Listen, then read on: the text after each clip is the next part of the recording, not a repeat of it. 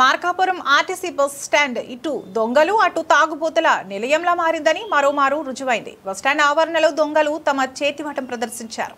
ప్రకాశం జిల్లా Markapuram APSRTC bus stand ఆవరణలో దొంగలు తమ చేతివాటం ప్రదర్శించారు. శనివారం తన స్వగ్రామానికి వెళ్లేందుకు మార్కాపురం ఆర్టీసీ బస్ స్టాండ్ కు వచ్చిన మహిళ బ్యాగులో నుంచి దొంగలు 40,000 రూపాయలు చోరీ చేశారు.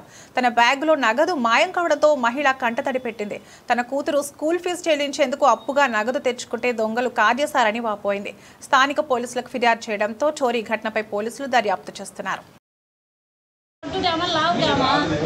ఉన్నది వెనక కొట్టేసి పైకి ఎక్కినాక నేను చూసుకొని దిగో జరగలేదు. మరి చూస్తే ఎక్కడ చూసినా ఒక పల్లె బస్ ఆయన పన్నానికి దండం పెడతన్నా 39,000 ఉన్నాయి అన్న దాంట్లో డబ్బులు.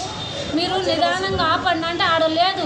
చాలా మంది చూపించారు దాంట్లో వెళ్ళిపోయింది అన్న నీకు దండం పెడతాను మళ్ళీ పోయి ఆడ బస్ ఆపినాడు చేసినాక మగపల్లె తెలియదు. కంప్లైంట్ ఇవ్వమని 2 సార్లు కాడికి వచ్చి చెప్పినాము. అంటే అప్పుడు నేను ఎస్ఐ గారికి ఫోన్ చేస్తానమ్మా మేము 50 కేసులు కంటే మా ఆడబిడ్డ ఆయన చేసిన తర్వాత